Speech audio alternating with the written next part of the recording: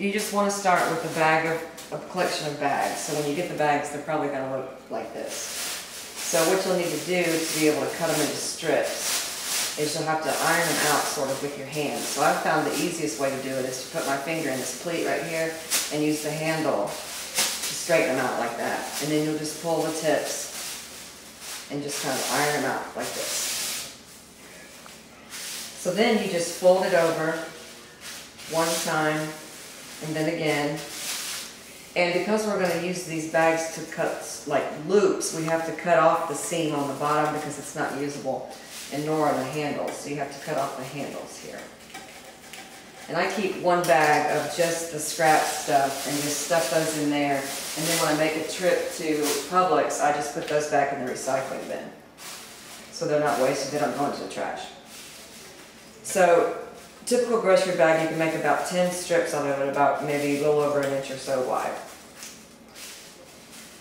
The thicker the plastic though, the thinner the strip because it's too hard to work with if it's really wide. So after several of those bags, you'll have hundreds of strips, and what I do is keep them in a separate bag, and when I get ready to make a big ball of yarn, I just dump some out and start looping them together. So when you're ready to make the yarn, you just take the loops and slip one into the other. Slip one loop into this one and then back through itself to tie it together. And you want to pull it a little taut, but not too much because they will break pretty easily.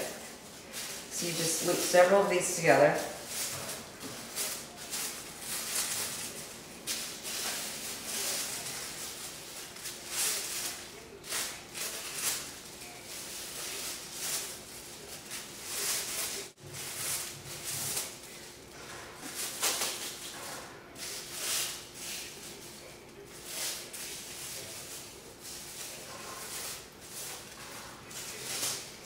So what was that? That I split it when I pulled it too tight, so I tied another small loop on there so I could still utilize it. And then when I get to this part of the yarn, when I'm weaving it in, I'll just weave this tail right in, and it gives it just a little extra reinforcement.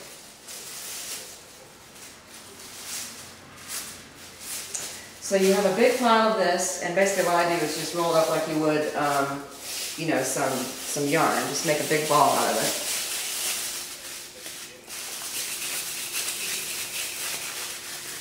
And you wind up with this.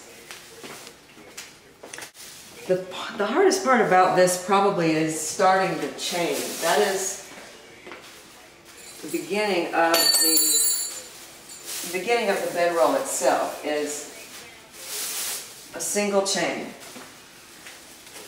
Crochet one stitch, if that makes sense. I think I'm explaining that correctly. This was the beginning stitch, and then the second row, and now here's the third row I'm working on now.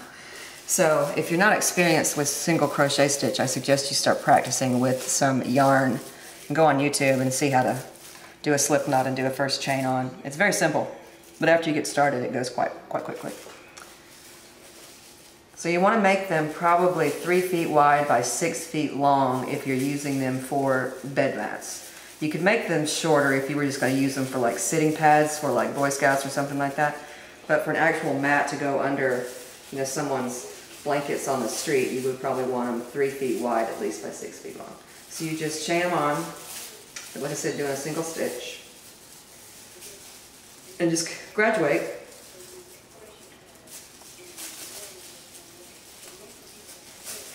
to a giant bedroll like this. This one's almost finished. So like I said, it's a little slow going when you're working with a small piece like this because it's hard to handle. But once it's, you know, 7 or 8 rows long, rows long, then it's much easier to handle, and it goes very quickly. So I have probably 4 or 5 more rows on this one, and it's complete. I'll show you how long it is. Okay.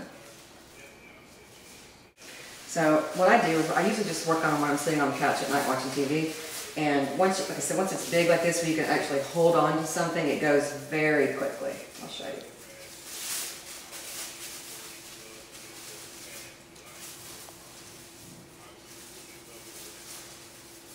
A lot easier to deal with than that little bitty piece. You know, this is something that you can do when you're driving, like if you're going down to the beach or, you know, like I said, just watching TV or whatever. And each one of the 3x6 usually take a couple hundred bags. So you're talking about several hundred strips that you have to wind together. So what I do when I get ready to, well, if I'm running out of yarn, when I get ready to tie on another ball to continue on with the same mat, I just kind of loop them together like you saw before, but just make a small knot and weave it into there. Just take the 2 ends together like this and just tie them. And they crochet right in like no problem. You just keep right on going. And that's it.